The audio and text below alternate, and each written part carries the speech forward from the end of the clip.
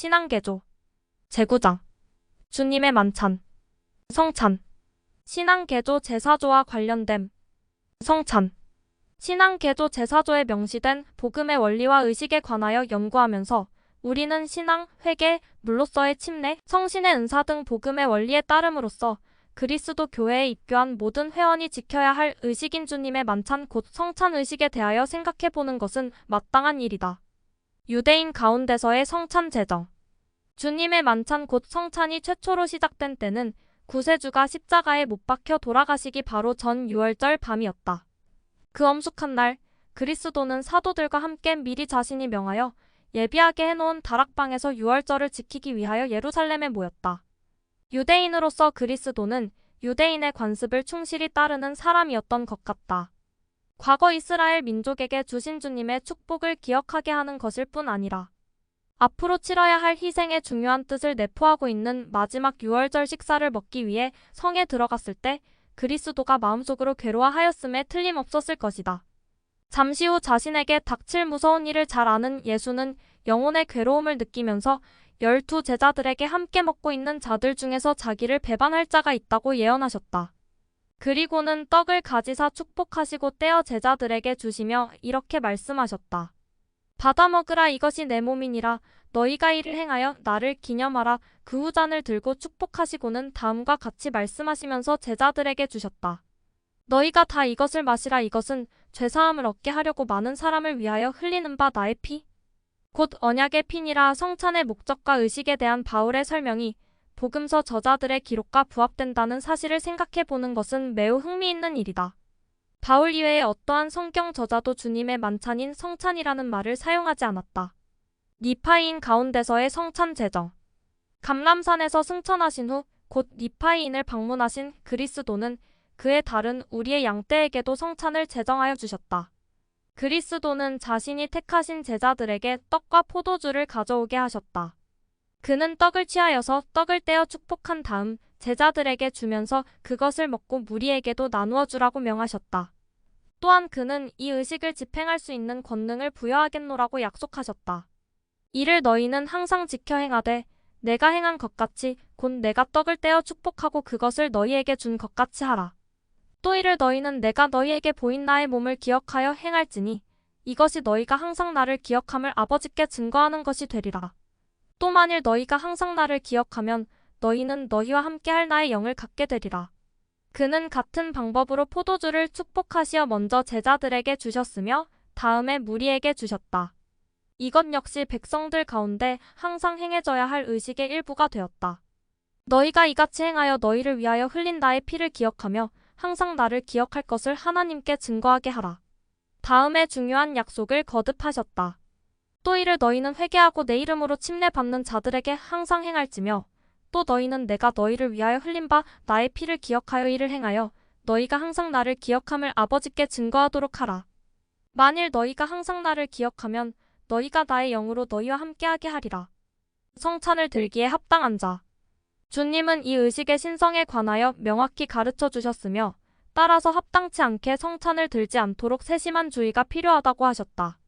바울은 고린도 성도에게 성찬을 합당치 않게 취하는 행동에 대하여 경고하면서 성찬의 신성을 해치는 자에게는 질병이나 죽음까지도 형벌로 주어진다고 말했다. 너희가 이 떡을 먹으며 이 잔을 마실 때마다 주의 죽으심을 오실 때까지 전하는 것이니라. 그러므로 누구든지 주의 떡이나 잔을 합당치 않게 먹고 마시는 자는 주의 몸과 피를 범하는 죄가 있느니라. 사람이 자기를 살피고 그 후에야 이 떡을 먹고 이 잔을 마실지니 주의 몸을 분변치 못하고 먹고 마시는 자는 자기의 죄를 먹고 마시는 것이니라. 이러므로 너희 중에 약한 자와 병든 자가 많고 잠자는 자도 적지 아니하니. 예수는 니파이인에게 가르치실 때 성찬을 취하는 자의 합당성에 대하여 크게 강조하셨다. 또한 그는 성찬을 집행하는 교회 여건은 합당치 못한 자가 의식에 참여하는 일이 없도록 해야 할 책임이 있다고 말씀하셨다. 또한 이제 보라, 이것이 내가 너희에게 주는 계명이니 곧 너희가 성찬을 베풀 때에 나의 살과 피를 아무도 알면서도 합당하지 않게 취하지 못하게 하라. 이는 누구든지 나의 살과 피를 합당하지 않게 먹고 마시는 자마다 자기 영혼을 위하여 저주를 먹고 마심이라. 그러므로 만일 어떤 사람이 나의 살과 피를 먹고 마시기에 합당하지 아니한 줄로 너희가 알거든 너희는 그를 금하라. 말일의 경륜의 시대의 주님은 직접 계시를 통하여 누구라도 잘못을 범한 경우에는 화해를 한 후에 성찬을 들어야 한다고 지시하셨다. 그러나 그는 성도들에게 잘못을 범한 사람들을 내어 쫓지 말되 그들로 하여금 성찬을 취하지 못하게 하고 그들에게 큰 사랑을 베풀어야 한다고 명하셨다. 우리 교회 조직에서는 해당 지역의 관리 여건이 성찬을 집행할 책임을 지고 있으며 모든 회원은 합당하게 준비하여 성찬을 들 수 있어야 한다. 예수 그리스도 교회의 회원이 아닌 사람에게 성찬을 취하게 하는 것에 대하여는 경전에 언급된 바가 없다. 그리스도는 구대륙에서 사도에게 이 의식을 집행하였다. 사도들이 그리스도의 이름을 받든 자에게만 성찬을 들게 하였다는 기록이 있다. 미대륙의 백성에게 그리스도는 율법을 주시어 그리스도의 교회 회원만이 성찬을 들어야 한다고 하셨다. 그들 가운데서 성찬을 집행할 수 있는 권능을 가진 자를 성임할 것을 약속해 주시면서 주님은 선택된 사람은 그리스도의 이름을 믿고 침례받은 그의 교회 회원에게 성찬을 전달하여야 한다고 지시하셨다. 침례받은 자들만이 그리스도의 교회라 일컬음을 받게 된다. 성찬에 관하여 제자들에게 계속 가르치시면서 구세주는 이와 같이 말씀하셨다. 또 이를 너희는 회개하고 내 이름으로 침례받는 자들에게 항상 행할지며. 이 율법은 오늘날에도 마찬가지로 적용되고 있다. 교회 회원은 자주 모여 성찬을 들도록 권고받았으며 교회는 책임을 질 수 있는 연령에 달한 자로서 성신권의 권능으로 침례를 받지 않은 자를 교회 회원으로 받아들이지 않는다. 성찬의 목적. 앞서 인용된 성구에 따르면 성찬은 주 예수가 고통을 겪고 죽음으로써 성취된 속죄를 기념하기 위하여 집행되는 것임에 틀림없다. 성찬은 우리를 위하여 겪으신 하나님의 아들의 희생을 우리가 기억하며 그의 영이 우리와 함께할 것을 바라며 그리스도의 이름을 받들고 그의 계명을 지키기로 결심하였다는 것을 하나님 앞에서 증거하는 것이다. 그러므로 합당하게 성찬을 취하는 것은 주 앞에서 맺은 우리의 성약을 새롭게 하고 회원과의 상호 우정을 인정하며 예수 그리스도 교회의 회원임을 엄숙하게 증거하는 것이라 말할 수 있다. 성찬은 죄 사유함을 얻기 위해 제정된 것이 아니며 성령이 끊임없이 임하도록 하는 것 이외에 다른 특별한 축복을 위해 제정된 것도 아니다. 항상 성령이 임하는 것이란 모든 필요한 축복이 포함되어 있음을 뜻한다. 성찬이 죄 사유함을 위하여 특별히 제정된 것이라면 용서를 필요로 하는 자에게 금지되어서는 안 될 것이다. 양심의 가책을 받지 않은 자로서 주님 앞에서 받아들여질 수 있는 자, 진실로 인간으로서 특별한 용서를 받을 필요가 거의 없는 자만이 성찬 의식에 참여한다. 성찬의 상징물. 그리스도는 유대인과 니파이인 가운데서 최초로 성찬 의식을 제정하셨을 때 그의 살과 피를 나타내는 상징물로 떡과 포도주를 사용하셨다.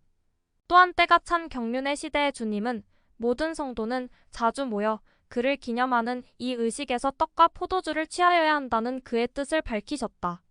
그러나 주님은 떡과 포도주 대신에 다른 음식과 음료수를 사용할 수 있다고 밝히셨다. 말일의 경륜의 시대의 교회가 조직된 직후 선지자 조셉 스미스가 성찬 의식에 필요한 포도주를 구입하려 하였을 때였다. 그때 하나님으로부터 보내진 사자가 그에게 나타나 다음과 같은 말을 전해주었다. 대저보라, 내가 너희에게 이르노니 너희가 성찬을 취할 때 너희를 위하여 버린 내 몸과 너희 죄사함을 위하여 흘린 내 피를 아버지께 기념하면서 내 영광만을 전념하여 구하면서 행할진대 너희가 무엇을 먹든지 무엇을 마시든지 문제가 되지 아니하느니라. 그런즉 한 가지 계명을 내가 너희에게 주노니 너희 원수에게서 포도주나 독한 음료를 구입하지 말지니라. 그런즉 너희 가운데서 그러하도다. 지상에 세워질 이내 아버지의 왕국에서 새롭게 만들어진 것이 아니거든 너희는 아무것도 취하지 말지니라. 이에 따라 후기 성도는 포도주 대신에 물을 성찬 의식에 사용하게 되었다. 성찬 집행 방법. 후기 성도에게는 모든 와드 또는 정식으로 조직된 지부에서 매주 안식일에 성찬을 집행하는 것이 통례로 되어 있다. 아론의 반차에 따른 제사의 권능은 상징물을 성별하는 데 필요한 권능이다. 물론 대신권을 소유한 자는 모두 이를 행할 권능을 갖는다. 우선 떡을 작은 조각으로 떼어 성찬기에 담아 성찬상에 올려놓는다. 다음에 주님이 지시하신 대로 장로나 제사가 다음과 같이 상징물을 성별한다. 그리고 장로나 제사가 이를 베풀어야 하나니 그는 다음과 같은 방식으로 베풀어야 하느니라.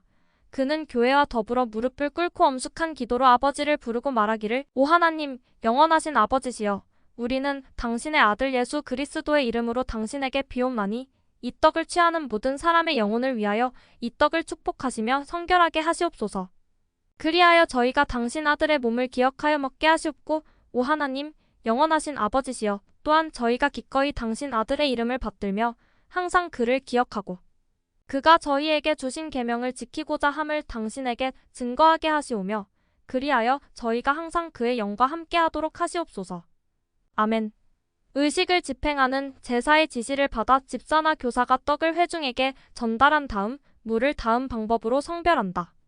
포도주를 축복하는 방식은 이러하니 그는 또한 잔을 들고 말하기를 오 하나님 영원하신 아버지시여 우리는 당신의 아들 예수 그리스도의 이름으로 당신에게 비옵나니 이 포도주를 마시는 모든 사람의 영혼을 위하여 이 포도주를 축복하시며 성결하게 하시옵소서.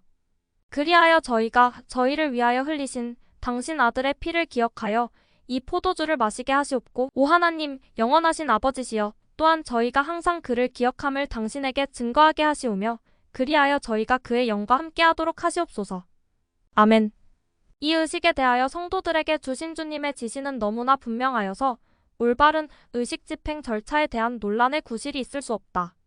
이는 이 성스러운 의식을 집행하는 자는 아무도 한마디 말이라도 바꿈으로써 의식의 양식을 변경해도 무방하다고 생각할 수 없기 때문이다.